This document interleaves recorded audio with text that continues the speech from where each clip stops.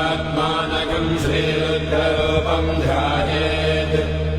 शुद्धस्फटिकसङ्काशम् त्रिनेत्रम् पञ्चवक्त्रकम् गङ्गाधरम् दशभुजम् सर्वाभरणभूषितम् नीलग्रीवम् शशाङ्काङ्कम् नागयज्ञोपवेदिनम् व्याघ्रजन्मोत्तरीयम् च वरेण्यमभयप्रदम् कमण्डलवक्षसोत्तानाधारिणम् शूलपाणिनम् ज्वलन्तम् पिङ्गलजटाशिखामध्योतधारिणम् वृषस्कन्धसमारोढम् उमादेहार्थधारिणम् अमृतेनाकृतम् शान्तम् दिव्यभोगसमन्वितम् दिग्देवतासमायुक्तम् सुरासुरनमस्कृतम् नित्यम् च शाश्वतम् शुद्धम् ध्रुवमक्षरमव्ययम् सर्वव्यापिनमीशानम् रुद्रम् वै विश्वरूपिणम् एवम् ध्यात्वा द्विजः सम्यक् ततो यजनमारभेत् अथातो रुद्रस्नानार्चनाभिषेकविधिम् व्याख्यास्यामः आदितयेव दीर्थे स्नात्वा मुदेत्य शुचिः प्रयतो ब्रह्मचारी शुक्रवासादेवाभिमुखः स्थित्वा आत्मनि देवता स्थापयेत् प्रजनने ब्रह्मा तिष्ठतु पादयोर्विष्णुस्तिष्ठतु हस्तयोर्हरस्तिष्ठतु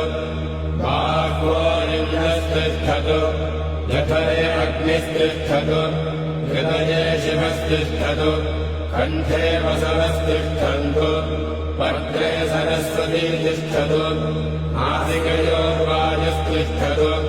नयनयोर्चन्द्रादित्यो तिष्ठेताम् कर्णयोरश्विनौ तिष्ठेताम् ललाटे रुद्रास्तिष्ठन्तु मूर्ध्नादित्यास्तिष्ठन्तु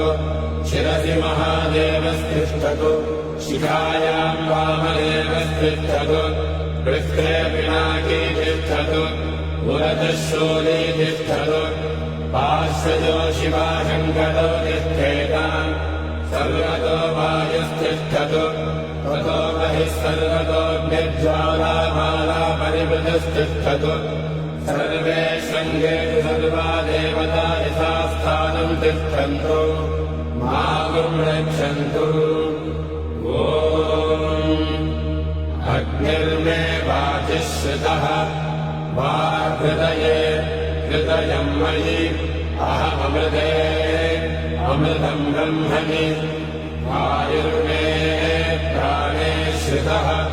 प्राणो हृदये हृदयम् मयि अहममृते अमृतम् ब्रह्मणि सूर्यो मे चक्षुषि श्रितः चक्षुर्हृदये हृदयम् मयि अहममृते अमृतम् ब्रह्मणि चन्द्रमा मे मनसि श्रितः मनो हृदये हृदयम् मयि अहममृते अमृतम् ब्रह्मणि